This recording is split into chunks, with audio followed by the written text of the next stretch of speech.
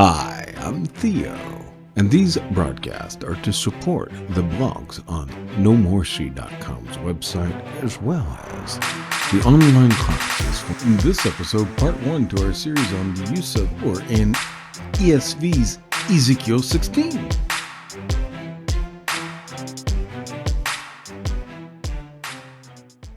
Welcome back to the No More Sheep broadcast. In today's episode, we continue our series on the ESV and problems in translation, wondering about, is the ESV abhorrent? Well, for some, there are issues in Ezekiel 16. And I want to kind of just survey a little bit of what's going on here. And so first, if you go to this website and get this article, you peruse this article and see, and you get this wonderful title that says, "She's Not a Whore, Pejorative Language and Translation Bias in Ezekiel 16 by Christine Wilbur." So, it's an interesting read, and it's going to tackle the issue of the use of the word whore in Ezekiel 16. And why the ESV, in this author's opinion of this article, that she finds it to be rather pejorative and thus, shows the abhorrence of the ESV. And some people have sent this article to me saying that I need to check this out and whatnot. So I'm doing it. So first of all, turning to an article in Jets, one must remember, we're talking about Ezekiel 16, that is. This is in the context of, as Peterson points out, using some of the most lurid and sexually graphic language found within the Hebrew Bible. Now, the continuum or spectrum of how you're going to say how far it goes, some go a little, obviously, off the edge and go really deep in their interpretation of Ezekiel that takes it much farther than others would go. So it's a lot further than some scholars will go. So some scholars argue it's, along the lines of pornographic, and others would say no. That's that particular scholar's choice to frame it that way. So again, I would highly suggest you dig into some of these resources if you can, and dig it out, and they'll go more explicitly into this. Now, we're just going to focus on just a couple of points here because there's so much, and it should apply throughout the entire article to some extent. So, what you have in verses 15 through 17, "But you trusted in your beauty and played the whore because of your renown and lavished your whorings on any passerby. Your beauty became his. You took some of your garments and made for yourself colorful shrines, and on them played the whore. The like has never been, nor ever shall be. You also took your beautiful jewels of my gold and my silver, which I have given you, and made for yourselves images of men, and with them played the whore." So that's the language we're talking about here, and specifically I've highlighted for you so you can see it. What we're dealing here with a verb, okay? Played the whore. And the ESV has kept it along those lines, and you can see that in Logos. When you click on it, it's going to let you know that these three in a search, these three are going to be the same word. So that's what's, again, I've shown you many times in many videos on this channel where Logos helps you do that. So Logos is a nice tool that you can click on a word and you see and scroll down and continue to see where this same lemma is used. And interestingly, the note now, there is a footnote in the first instance of this word here, and it's or were unfaithful, and it tells you that it's the same sense there in 4 verses in Ezekiel. So, unfaithful, and when you look up this lemma, it's commit fornication, be unfaithful. Now, a lot of you know I love to go to the Biblical Sense Lexicon, and one of the reasons why is because Laonida, which I also love to go to, is for the Greek, the New Testament, not the Hebrew. And so the Biblical Sense Lexicon is a really cool tool that outlines it, kind of word maps this, and gets it worked out. And what their sense here is the verb to prostitute, to exchange sex for goods or money, is what's being implied here. And the related terms to it, it comes under exchange and selling, and then to prostitute. So that will give you an idea of what is in view here. And seemingly, some people are wondering if the ESV has gone too far. And, scholars are all over the board on some of this, in a sense. But let's just check out here again more of the morphology. So it is a verb, and that's something we need to point out. And when we go to Klein's, so Klein's is the Dictionary of Classical Hebrew, and it's about as close as we can get to the experience of Laonida, trying to sort through some of these semantical ranges that we're looking at. Notice it's in Strong's 2181, and it does correlate to some of the Laonida, so you could check out the Laonida. So this is what's great about what Klein's is able to do. He's able to point you to other resources in your library, if possible, that you have them, where you can go dig into this deeper. I'm not sure what Woolger, where she has gone for her information, but at the most basic level, many people use Strong numbers, whether or not they use Strongs or not. And many people, that's just an old tool that was once the best in its time and now has kind of fallen out of use because there's far better tools, but we still use the Strong numbers. And so again, it's this prostitute language that we're dealing with, a solid prostitute. But it's this, you got to be careful, because you can't just, pick and choose here. And it's number one.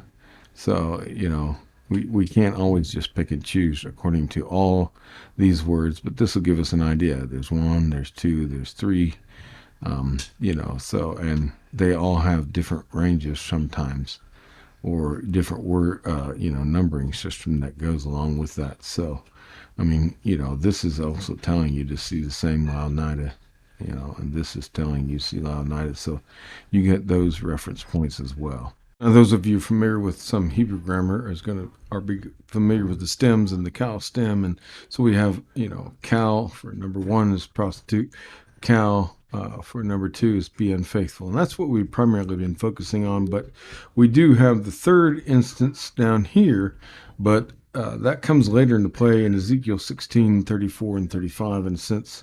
So, but we're not going to cover that so much right at this very moment, but we will cover some of it later on.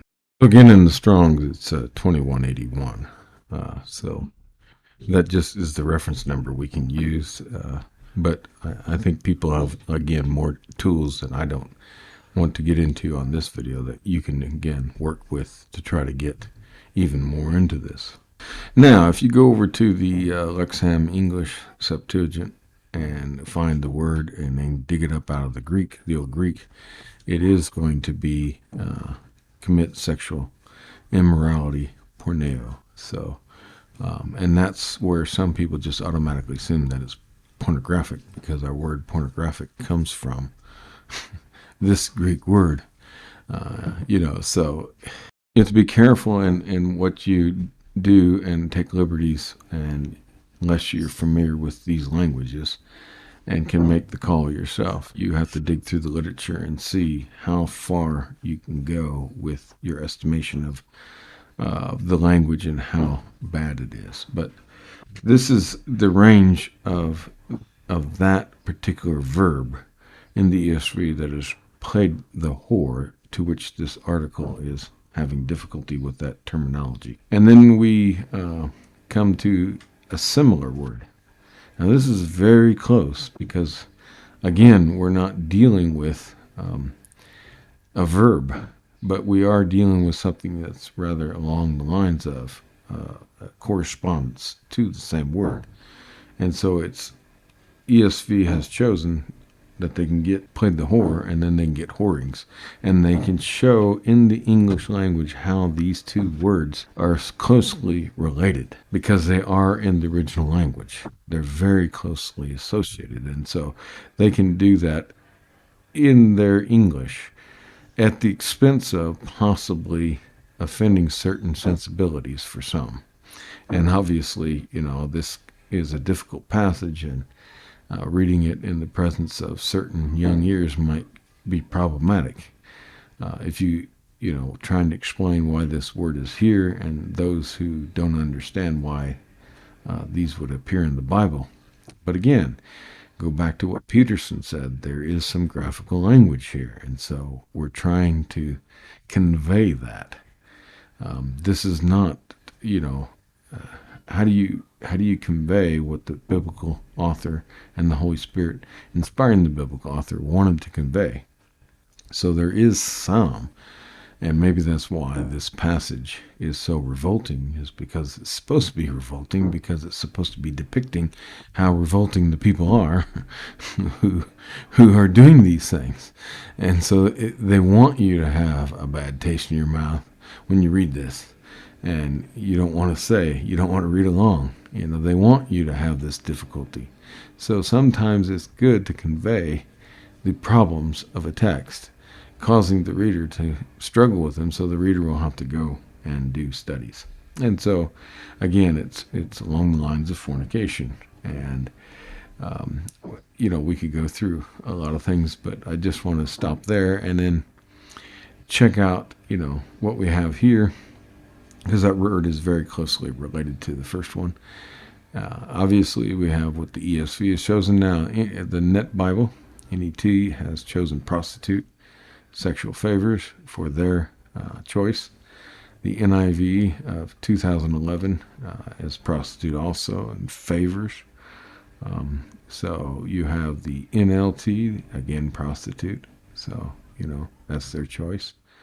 And they choose to kind of not really dive into the other so much and kind of, smooth things over.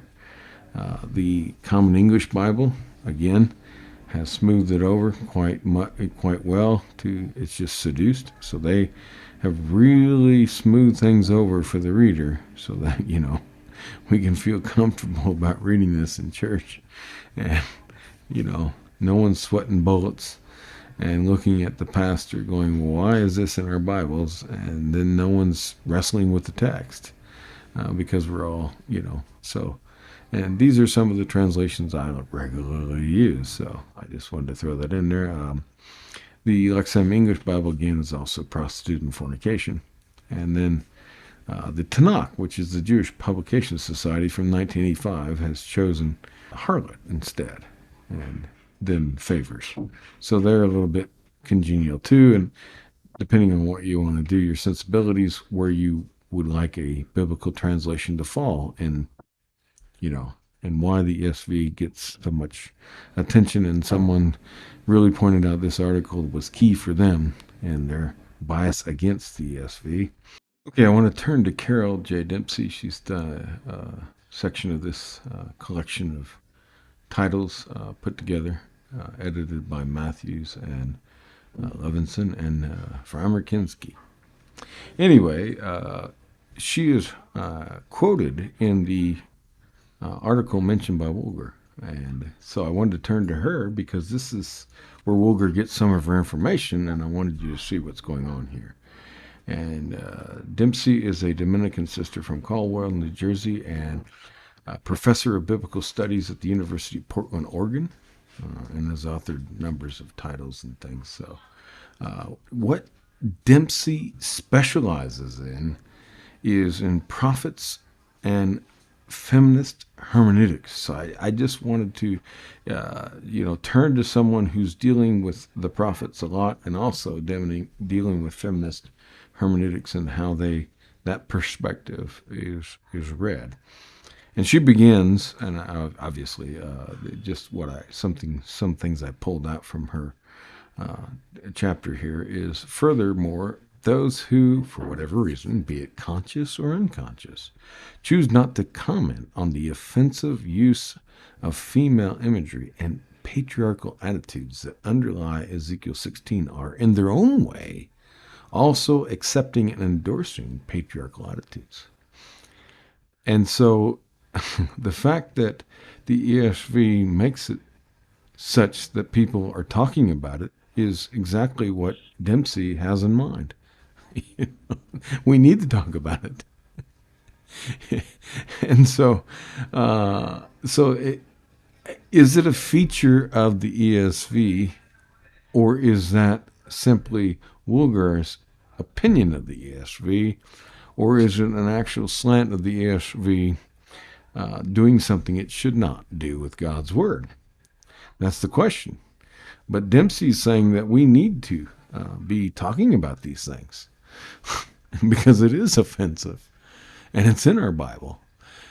And, so the ESV probably did a better job by going ahead and rendering it in such a way that is offensive to people because it's playing right into Dempsey's hand here. So I don't think Woolgar understood that much. I think Woolgar, like anyone else, maybe just takes something, clips something out from something that we read and just, kind of throws it in there and just gives a footnote and doesn't consider everything that author has. And that's one of the dangers of something as wonderful as Logos Bible software.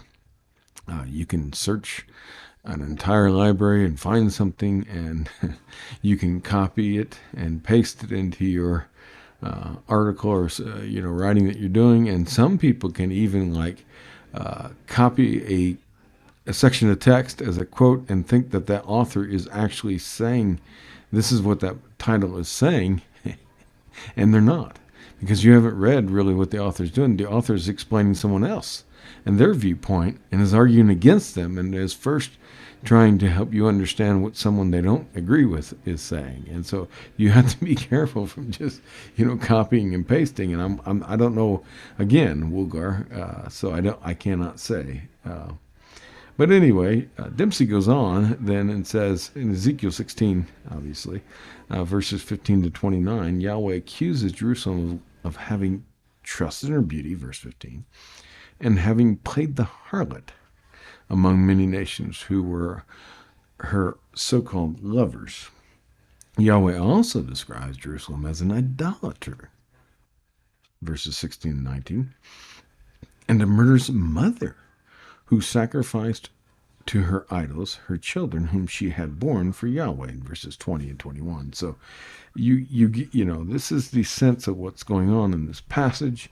And I'm just kind of rolling with Dempsey's article, or, chapter here, and just kind of hitting some highlights. Goes on to say, in his confrontation with his wife Jerusalem, this is Yahweh the husband, in verses 30 to 52, husband Yahweh is portrayed as an angry husband who calls Jerusalem not only, and there's the Hebrew for transliteration, but most people just want to understand what it is in my channel, on an adulterous wife, in verse 32.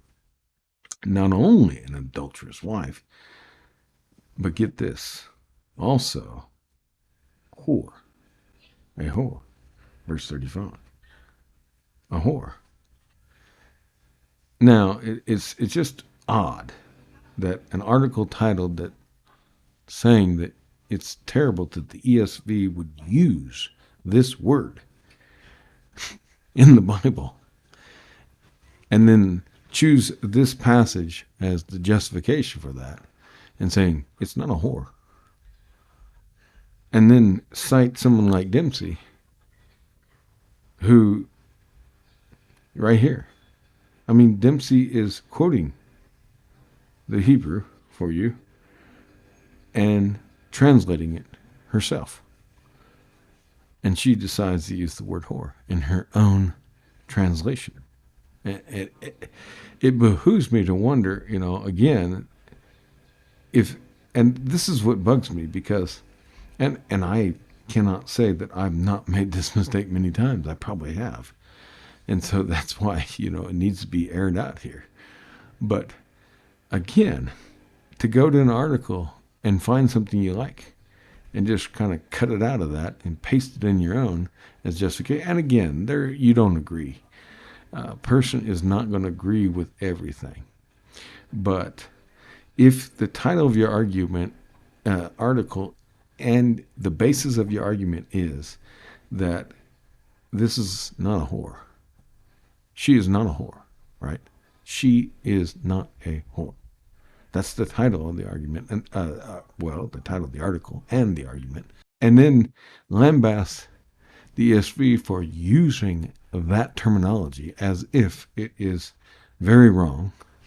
And remember, behind these translations are hundreds of scholars, and then cite someone like Dempsey against it, but yet don't call Dempsey on the carpet for using the exact same terminology. To me, that doesn't ring very well. And so here's the problem. Someone who is an academic, but biblical studies is not their field, pointed this article out as, hey, here's a very good reason why you should not use the ESV, because this person has written this article, and I as a scholar have read it, but I'm not a biblical studies person, so I read it, and wow, yeah, you don't want to use the ESV, right? Then why is Woolgar using Dempsey? Why? And I just told you who Dempsey is. She's an expert who specializes, a scholar, in not only the prophets, so therefore she understands Ezekiel and the Hebrew here, and the Greek, I'm sure, and many other languages and everything else, because she specializes. This is a specialist. We turn to the very specialist you turn to say she's not a whore, and also a specialist in feminist hermeneutics. And you don't call your own specialist witness out for using the same terminology. It doesn't ring well. It doesn't ring well. Okay, that's my point. And again, some people don't understand this, so I need to explain this because I've had this happen to me many times. Many scholars will translate the Bible themselves and not use translations. And that's why. Because you don't want to get stuck with a translation because you may disagree with like the ESV or the NIV or whatever. You're going to disagree with them. Okay? So you disagree with them, therefore, no, you just translate yourself. And then people are going to attack you why you chose to translate it that way. Well, if you're going to attack the ESV for translating it that way, then why don't you attack Dempsey for translating it that way? Who's one of your witnesses or star witnesses, one of your specialists? Again, I guess you can disagree with Dempsey, but point that out in the article then, and not just the ESV. And that's what I'm getting at. And so then the person who's not digging into this, but asked me to dig into it, then I can point this out to them, and that's why I can make this video. Now, Dempsey goes on. The use of this gender-specific metaphor admits of a particular attitude that was prevalent in the ancient Israelite social and patriarchal world. And I think that's important enough to stop with that, sentence right there. The ESV is only trying to exemplify the background. I mean, that's part of it too, that people don't understand. You can't just grab a Strong's, grab an English Bible, and kind of whip through it and hope the best. And you can't even get a better lexicon, like Klein's that we just showed you, Dictionary of the Classical Hebrew for semantical ranges, or, BDAG in the Greek, but then halot in the Hebrew. You can't just take some of those tools and try to work with, and try to figure out, am I going to do, and we talk about this in some of the other videos on whether we do the more dynamic or the equivalent, formal equivalence or dynamic equivalence approaches. Or I think the terminology now is moved away from dynamic to functional. because a language is functioning purposes. And so a translation should be functioning to try to bring meaning instead of word for word. That's still not enough. Dealing with the grammar, dealing with the biblical languages, and dealing with trying to, then all of a sudden you don't have the cultural background. What about the ancient Israelite social and patriarchal world? So do we clean it up? Do we clean the language up to protect readers from their Bibles? As Dr. Heiser in his Naked Bible podcast says, I will not protect you from your Bible. Do we clean it up and protect the reader? Isn't Dempsey already saying in this, I want you to be revolted by this text? So if you're revolted by the ESV, maybe they did a good job in doing the Hebrew, So do you clean it up because you don't want to be revolted so that we can all play it safe at church? And we don't have to have these discussions because someone might get offended. But Ezekiel is absolutely wanting readers to be offended. It is offensive language. And it is, again, a lot of people say, well, you can't use the ESV because it's, complimentarian or misogynistic. In what sense? Wasn't ancient Israelite society and their world patriarchal? The social and patriarchal world. So are they not doing a good job of equivalence by bringing it across and then making you cringe in your pew because this is the world to which it was a part of? Anyway, this attitude is to some extent still prevalent today in certain contemporary social and religious spheres, and that's the debate. But if we're trying to translate a text from thousands of years ago, how much do we need to clean it up to fit our sensibilities, and how much do we need to leave it alone to reflect what the text is saying? And that's why I'm making this video. So he begins his tirade against Jerusalem with this phrase in the Hebrew: but you trusted in your beauty and played the harlot because of your fame. Okay, so and this is the problem. These are not Ezekiel's words, per se. This is Ezekiel quoting God. So this is the problem. Then is God a sailor or a truck driver or a construction worker or whatever with a filthy mouth? But then what is God's intentions? He's using language as a tool to cause people to be revolted. So why can't he use revolting language? And then we again assign this language to God, and then God all of a sudden is whatever we want to say. And could it be that God is just using the language that the people use to get them to understand? I'm using your language, and it doesn't sound right in the mouth of God, so why does it sound right in your mouth? So it works both ways. If you're on one side, you're offended because God can't say that. And if you're on the other side, you're saying, well, God's like that, so I can be like that. And I don't think either one's the case. I think God wants you to be revolted at what he's saying because he's kind of quoting, he's kind of trying to put your words in his mouth saying, does this sound right? Is this God's people? I don't, again, so. Now, within verses 15 to 34, several points need further comment. First, the root, again, to commit fornication, shona, to play the harlot, occurs 18 times throughout this unit and helps to create the unit's overall theme. Now, sometimes I can split off the Logos, and I can show you what's going on behind the text of the Logos, but the majority of the time in this video, although I do sometimes splash those in, I really want you to see Dempsey, because that's what Woger saw, if she fully read Dempsey's chapter. And that's very important to make that distinction here.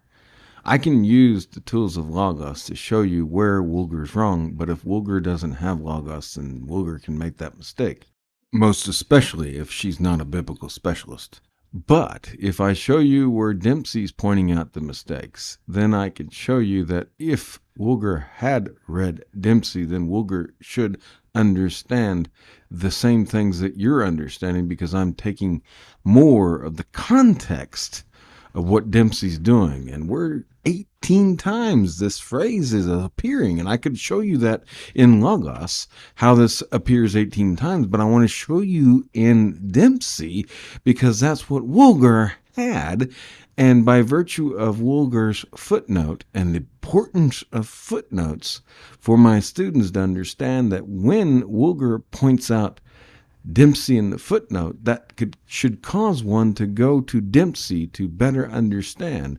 The footnote is just to tell you, hey, you need to consider all of this. Now, often again, when we're talking about in the Bible, especially in the New Testament, when they quote something from the Old Testament, the Hebrew Bible, when they make that quote, often they're not just wanting, like us, the single quote. They want you to take all things in consideration. So you can go back to the videos on my channel where Matthew quotes Hosea, and he's wanting to capture not just what Hosea specifically says in chapter 11, verse 1, but he also wants all of what Hosea is doing. And Hosea is actually then going back to Exodus to get what Moses is doing. So Hosea wants all of that. So if Matthew wants all of what Hosea is doing, then it keeps adding on, because Hosea wants what Moses is doing, and what Moses is doing is going back to Genesis 1. And so in biblical theology, I'm pulling all of that into what Matthew's doing with Hosea, and most people wouldn't make all those connections. And that's the power of using proper footnotes in what you're writing, is you don't just singularly want a snippet out of an entire chapter. You want all to consider all of what Dempsey's done. And so the footnote there is to say to the reader, hey, you need to consult this full work. Unless the author makes it explicit, I disagree with this person. I agree with this point, but I disagree with the rest of what they're saying because. And that's important to understand what's behind here. So I wanted to make a quick diversion to express the importance of footnotes and what it means when you read them and what it means when you add them to what you're writing. Because some people just skip them, but they're there for a reason. And furthermore, it can get even dicier. Okay, it really can. Because what is going on is we begin to open up Pandora's box of conspiracy theories. We cannot trust the ESV because the ESV committee is complementarian and they're twisting their translation specifically toward the complementarian view. Okay, but then we can't trust the ESV because it's a worthless translation, becomes we can't trust the Bible. And if you're a non-specialist, you have to be careful in making determinations. Obviously, in other places, scholars who are specialists have pointed out where the ESV may fail in those respects. But that doesn't give an overall blanket statement if by non-specialists to jump on the bandwagon in an article something like this and make these egregious mistakes that I'm trying to straighten out because they're not consulting properly the biblical specialist. As if to say that Crossway strung together a number of scholars that would bend the text toward what they want, and those biblical scholars are doing something egregious.